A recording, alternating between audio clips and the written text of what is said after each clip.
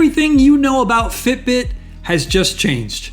And I know YouTubers like to throw around big claims like that to get you to watch by overblowing tiny incremental changes and making them seem like a big deal.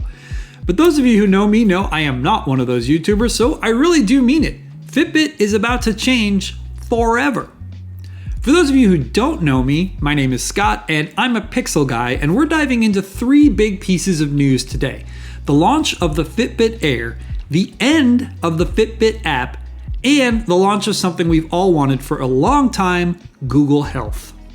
But first, let's start with the most exciting news of the day, the announcement of a new $99 fitness tracker, the Fitbit Air. Or if we're being precise, the Google Fitbit Air, as it's officially called. For some of you watching this, you won't be super surprised by this news. If you're a basketball fan, you've probably already seen Stephen Curry wearing this new tracker during Warriors games and even off the court in various social media posts.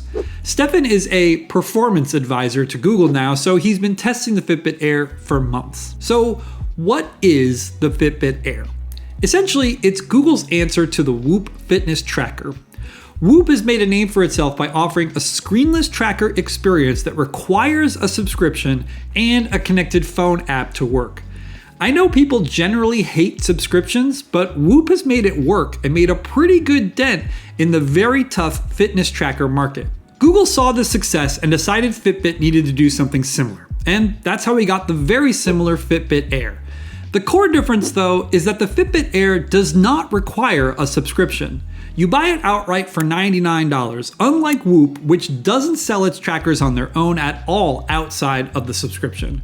Of course, you can pay for the premium Fitbit subscription to unlock more usefulness out of the Fitbit Air, but that's also significantly changing, so I'll touch more on that in a bit. Right now, the 3 things you need to know about the Fitbit Air are that it has a long-lasting battery because it doesn't have a screen, it's designed to work on its own or in tandem with other Google products, and is extremely customizable, so it will look good on you during all occasions. So let's talk battery life.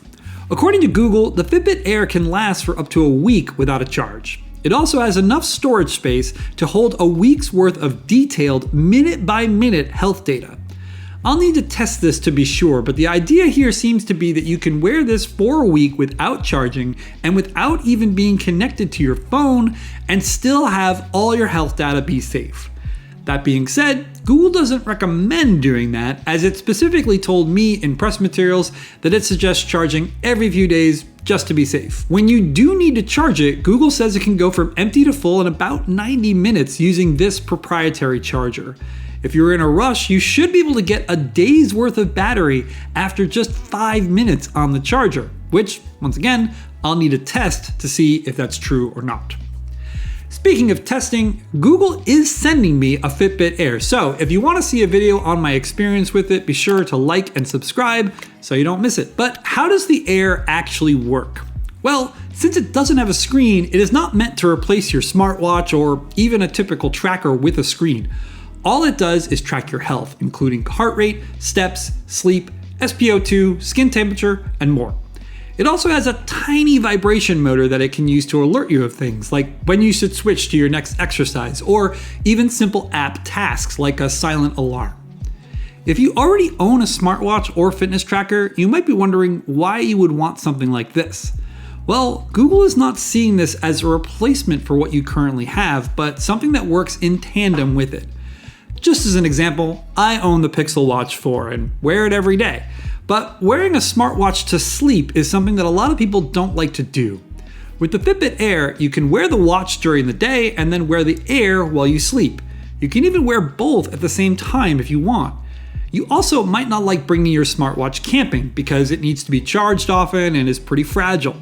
With the Fitbit Air, you can track all your health data for up to a week away from power, cell service, and even your phone, and know that you're not missing out on any health data from that trip. Speaking of camping, Google knows that you might want a specific type of strap for camping, but then something completely different for sleeping or even going out for a fancy dinner. That's why Google is making a ton of different band styles and colors.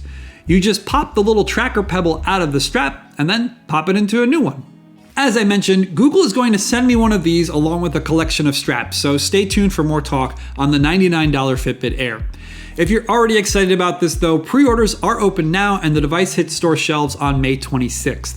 I left a link in the description to pre-order. But now I want to jump into the second big news of the day, which is the end of the Fitbit app. Soon, the app will be known as, wait for it, Google Health. Here's the rundown of how this transition is going to work. For those of you watching this who don't have much experience with Google products, this is actually a really normal thing. Google creates and then destroys things all the time. In fact, there's a whole site called the Google Graveyard that documents all these things. So yeah, the Fitbit app will be in the graveyard soon enough. Also, just to be clear, you can't opt out of this. This will be a server-side change, so if you'd rather keep the Fitbit app instead of the new Google Health app, you won't be able to do that, unless, you just stop using Fitbit altogether. Once the change happens though, it won't be much different from the way the beta version of the Fitbit app looks today.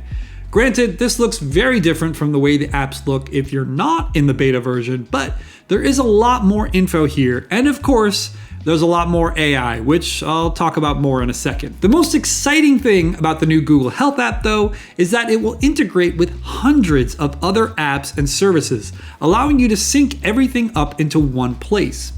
Just as an example, let's say you have an exercise bike, a Pixel Watch, and a chest strap for running. All three things come from 3 different companies and require 3 different apps to work. Well, through the new Google Health app, you'll be able to sync all of them together and see all the data in Google Health. What's more is that you'll be able to get health insights from all this data, giving you a more holistic view of your health that uses as much data as possible. And I know this sounds wild, but this even works with Apple Health. That means if you own an iPhone and an Android phone, your health data from each ecosystem will be able to integrate, finally. I don't know how many people out there dual carry like that, but if that's you, the Google Health app is going to be a game changer. I have one last thing to talk about here, which is the Google Health Coach. This is a Gemini AI assistant that lives in the Google Health app. People with access to the beta Fitbit app are already familiar with this, but it's essentially an AI version of an entire health and nutrition team. The coach has access to all your health data in the Google Health app, and you can ask it questions based on that, such as, what can I safely do to be more active? Or what steps can I take to lower my cholesterol? Just keep in mind that some features of the coach system and some features of the Google Health app in general will be locked behind a subscription. This subscription used to be known as Fitbit Premium, but will turn into Google Health Premium. But here's the good news. Google is rolling this into Google One and Google AI subscriptions, so you might be getting this for no additional cost if you're already subscribed to those other Google services. Stay tuned for more details on that. Oh, and one quick note here.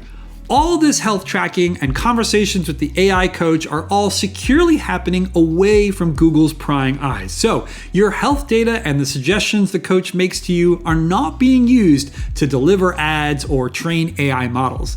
At least that's what Google says. It's up to you if you want to trust them on that. Speaking of it being up to you, why not jump down in the comments and let me know what you think about all this news? Do you plan on buying the Fitbit Air? Are you excited about the Google Health app and the AI coach? I'm excited to hear what you have to say. Once again, don't forget to subscribe, and if you want to hear me talk more about Google wearables, check out my full review of the Pixel Watch 4, which is easily the best smartwatch I've ever used. I'll see you all down in the comments.